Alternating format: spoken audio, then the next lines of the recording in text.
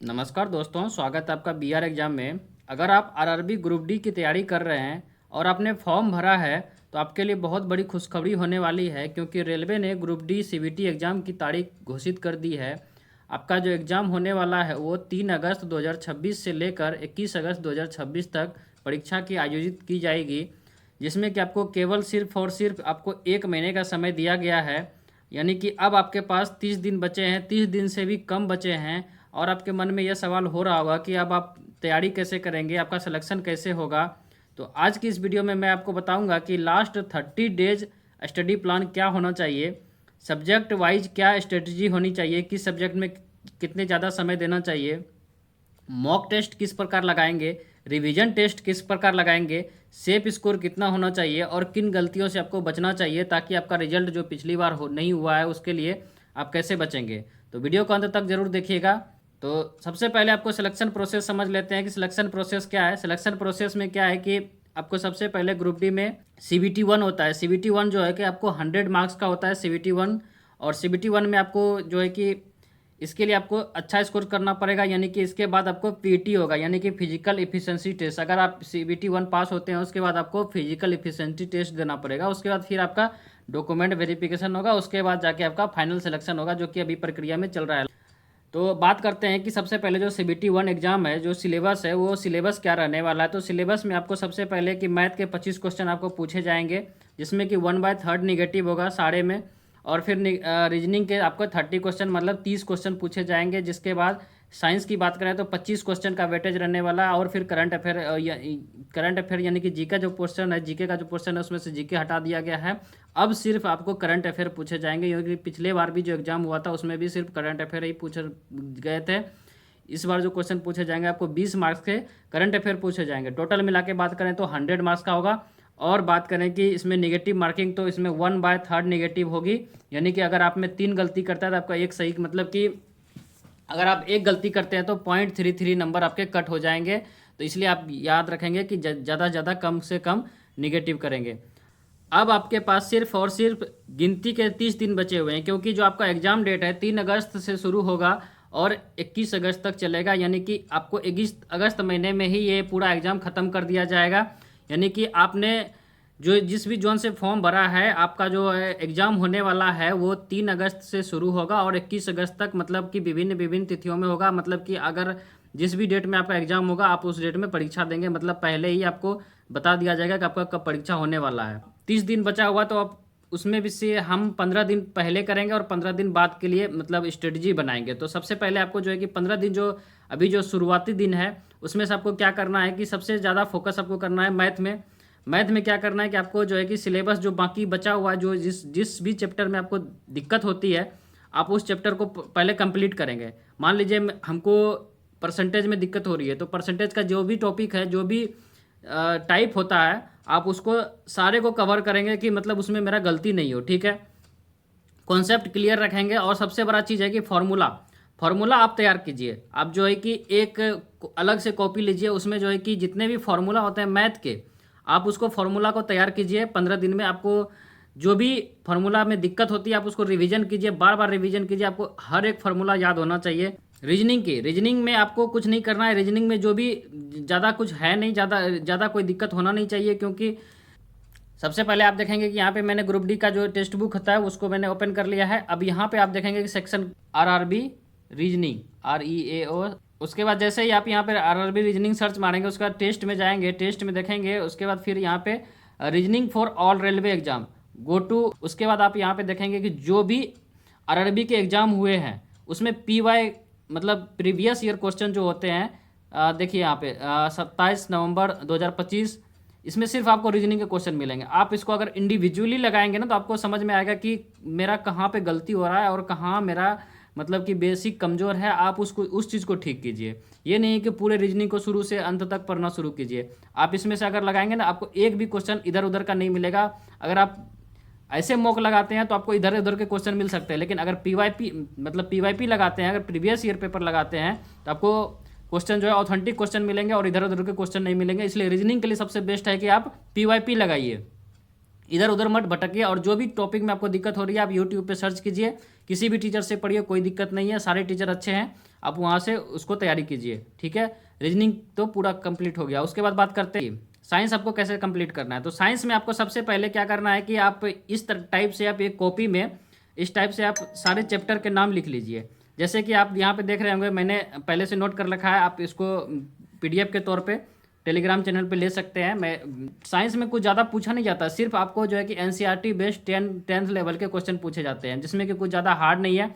आप एक यूट्यूब पे सर्च करेंगे Neeraj sir by science by Neeraj sir, जो कि बहुत अच्छे टीचर हैं, जिन्होंने कि बहुत अच्छे से एक्सप्लेनेशन, मतलब एनसीईआरटी बेस्ड जो भी उसका क्वेश्चन होता है एकदम ऑथेंटिक। अगर आप उससे 6 महीने या साल भर पढ़ लेंगे तो आपका आराम से रिजल्ट निकल जाएगा। अगर आपने साइंस पहले से कंप्लीट कर लिया है तो आप सिर्फ उसके एमसीक्यू पीवाईक्यू जो क्वेश्चन होते हैं, अभी उसका भी चल रहा है कि 30 डेज में पूरे कंप्लीट करना है कोर्स, आप उसको भी पढ़। उसके बाद बात करते हैं कि इसमें आप सारे लिख लेंगे। उसके बाद आप क्या करेंगे कि चैप्टर कंप्लीट आपका हो चुका है तो आप इसको मार्क करेंगे, मोशन का कंप्लीट करेंगे।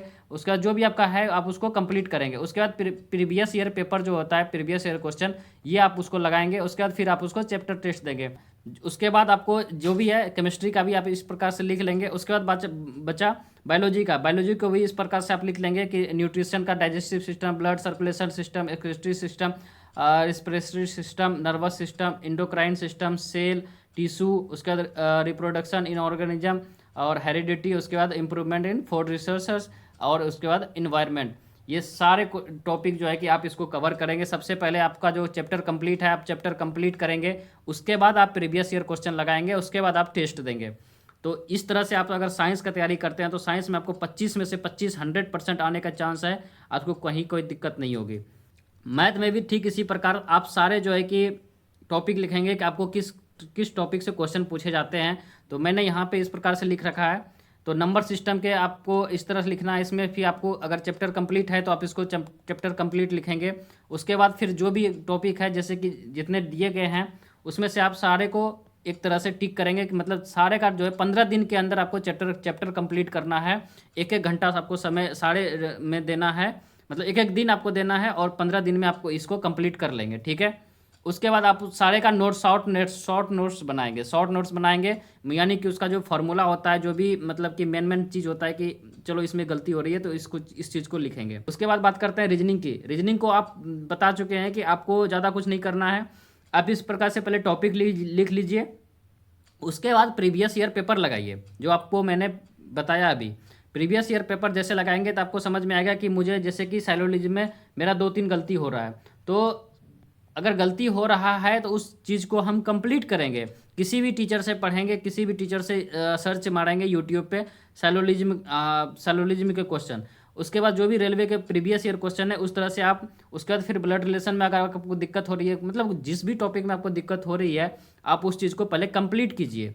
उसके बाद आप फिर टेस्ट लगाना शुरू कीजिए। आप देखिएगा कि आपको नंबर बढ़ना शुरू हो जाएगा, ऑटोमेटिक नंबर बढ़ना शुरू हो जाएगा। उसके बाद बात करते हैं कि करंट अफेयर की।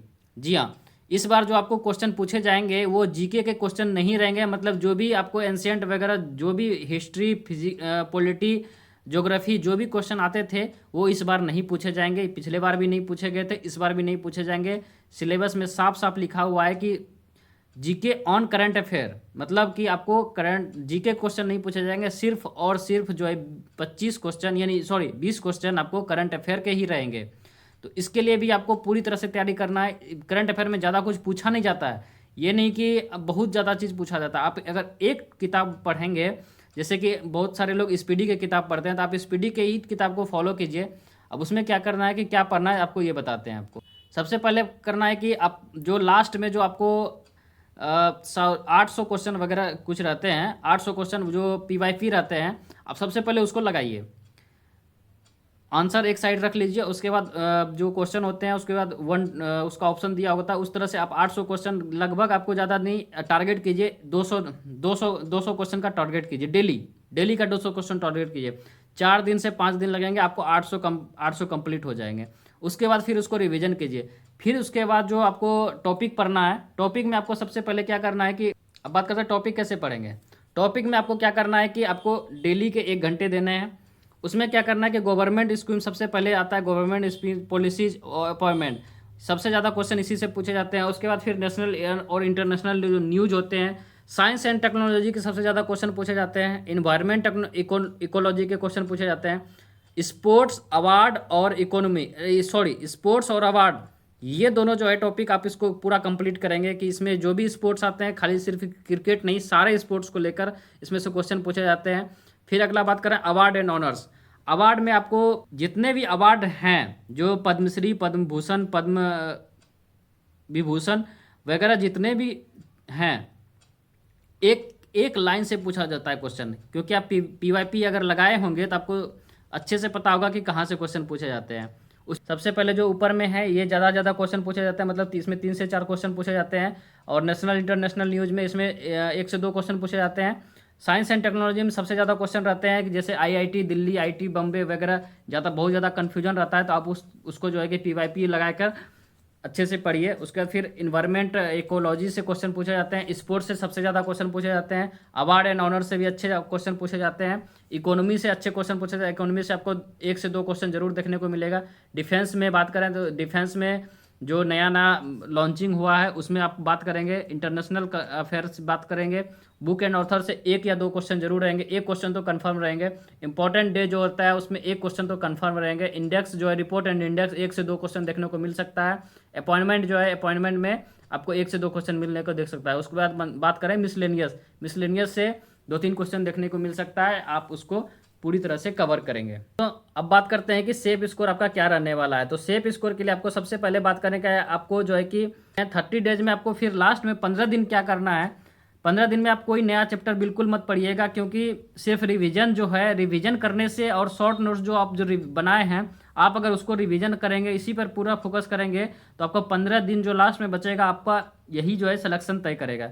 क्योंकि मैथ में कितना भी कोशिश कर लें, आपको 24 से 25 क्वेश्चन सही करना ही है, क्योंकि मैथ ऐसा सब्जेक्ट है जिसमें आप गलती नहीं कर सकते हैं। मैथ में आपको 25 में से 25 क्वेश्चन करना है। अब बात करते हैं रीजनिंग की। रीजनिंग में भी आपको इसी प्रकार से 30 में से 30 क्वेश्चन करना है, क्योंकि इसमें भी गलती नहीं हो सकता है। अगर आप गलती करेंगे, गलती के चांस हैं, तो आप, क्योंकि सीट इस बार बहुत कम है, आप इस बार बाहर हो जाएंगे। उसी प्रकार साइंस में अगर आप अच्छे से पढ़ाई करेंगे, जिस प्रकार टॉपिक वाइज आप पढ़ाई करेंगे, साइंस बाय नीरज सर आप सर्च कीजिए, आप वहाँ से पढ़ाई कीजिए। अगर आप उससे पढ़ते हैं तो आपको जो है कि 25 में से 25 तो आ सकते हैं, लेकिन अब मान के चलिए कि उतना चलिए सही नहीं होगा, तो 22-23 तो कहीं नहीं जा रहा है। साइंस में इतना क्वेश्चन कर सकते हैं। करंट अफेयर थोड़ा इसका वेटेज थोड़ा मतलब कि 20 नंबर का है, लेकिन कि इसमें जो है कि लोग फंसते हैं। तो अगर आप करंट अफेयर अगर आप 1 महीने अच्छे से पढ़ लेंगे, पूरे 12 मंथ का, अगस्त से लेके इस अगस्त तक, मतलब कि अगस्त का में एग्जाम होने वाला है, तो पिछले अगस्त से लेकर अभी तक में अगर आप इस तरह से पूरा कंप्लीट कर लेते हैं करंट अफेयर, तो आपका जो है कि 20 में से कम 12 से 13 क्वेश्चन जरूर सही हो जाएंगे। अब बात करते हैं कि सेफ स्कोर आपका क्या रहने वाला है। तो सेफ स्कोर में आप सबसे पहले आपको 80+ मार्क्स लाना पड़ेगा।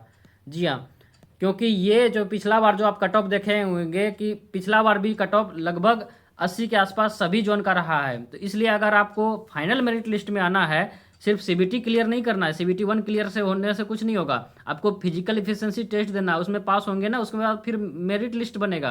क्योंकि अगर आप मेरिट लिस्ट में आना चाहते हैं तो आपको सीबीटी 1 में जो है कि मैक्सिमम मार्क्स लाने होंगे, तो आपको 80+ मार्क्स लेके चलने हैं कि आपको 80+ मार्क्स आ जाएंगे तो आप सेफ स्कोर में माने जाएंगे। आपको जिस भी टॉपिक में दिक्कत हो रहा है, आप उसके प्रीवियस ईयर क्वेश्चन लगाइए।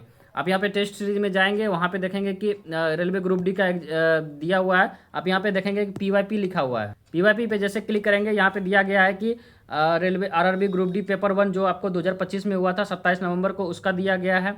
उसके बाद इसी तरह सारे का शिफ्ट वाइज दिया गया है, सारे का शिफ्ट वाइज दिया गया है। आप यहाँ पे जाके यहाँ पे आप पीवाईपी लगाइए, आपको सबसे ज़्यादा अनुभव होगा कि कौन से टॉपिक से कितने क्वेश्चन पूछे गए थे, कौन सा टॉपिक अच्छा था और किसमें क्या दिक्कत आ रही है। आप इस प्रकार से सारे मतलब लगाएंगे। अगर आपने पहले पीवाईपी लगा लिया है तभी आप मॉक टेस्ट लगाइए, ये नहीं करें कि मॉक टेस्ट मत लगाइए। अगर आप ऐसे ही आरआरबी, एसएससी और बिहार गवर्नमेंट जॉब के लिए BR एग्जाम को चैनल को सब्सक्राइब करना मत भूलिएगा। मिलता हूँ अगले वीडियो में।